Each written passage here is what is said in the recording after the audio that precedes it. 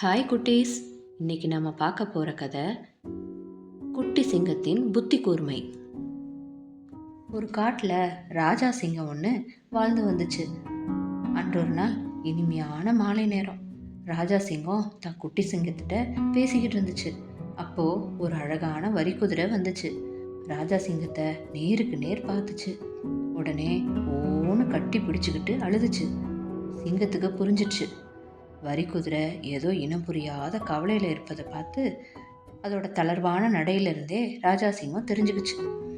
தன்னோட மனசில் குறைகளை எல்லாம் ராஜா சிங்கத்திட்ட வரி குதிரை சொல்ல தொடங்குச்சு. 1-2 வினாடிகள் போயிருக்கும். தன்னோட மனசில் அந்த சோகங்கள் அனைத்தையும் படன்னு கொட்டி தீர்த்துச்சு. வரி குதிரை சில நேரங்களில் சோகங்களை கட்டுப்படுத்த முடியாமல் தனக்கு தானே அழுதுச்சு. ராஜா சிங்கமும் எல்லாத்தையும் பொறுமையாக கேட்டுக்கிட்டு இருந்தார். வரி குதிரை அழுதபோது அதனை அன்போடு தட்டி கொடுத்தது. குறைகளை சொல்ல சொல்ல அக்கறையோட கேட்டுச்சு ராஜா சிங்கம். கொஞ்ச நேரம் ஆகியிருக்கும். வரி குதிரை தன்னோட மனசில் அந்த குறைகளை எல்லாம் சொல்லி முடிச்சிருச்சு.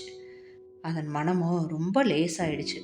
தன் குறைகளை அமைதியாக பொறுப்பாக கேட்ட ராஜா சிங்கத்தோட உணர்வுகளை நினச்சி ரொம்ப பெருமைப்பட்டுச்சு.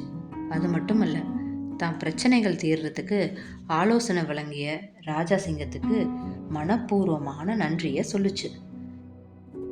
ரொம்ப மகிழ்ச்சியோடும் மனநிறைவோடும் தன்னோட இருப்பிடம் நோக்கி புறப்பட்டு போயிடுச்சு. நடந்தவை எல்லாத்தையும் மிக நீண்ட நேரமாக கவனிச்சுக்கிட்டு இருந்தது குட்டி சிங்கம். குட்டி சிங்கமும் ராஜா சிங்கத்திட்ட பக்கத்தில் வந்து, நீங்கள் உண்மையிலேயே வரி குதிரைக்கு எவ்விதமான ஆலோசனையும் சொல்லலை, தானாகவே வந்துச்சு, தானே பேசுச்சு, தனக்கு தானே அழுதுச்சு, அப்படியே வெளியே போயிடுச்சு. இதில் உங்களோட பங்களிப்பு எதுவுமே இல்லை. ஆனாலும் அது தங்களுக்கு ஏன் நன்றி சொன்னுச்சு அப்படின்னு குட்டி சிங்கம் ராஜா சிங்கத்திட்ட கேட்குது. ராஜா சிங்கம் குட்டி சிங்கத்தோட கூர்மையான கவனிக்கும் திறமையை நினச்சி ரொம்ப பெருமைப்பட்டுச்சு. குட்டி சிங்கமே, நீ கேட்பது சரிதான். பிறர் சொல்கிற பிரச்சனைகளை மனமூன்றி கேட்பது தான் ஆலோசனையோட முதல் தொடக்கம். இதை மட்டும்தான் நான் செய்கிறேன்.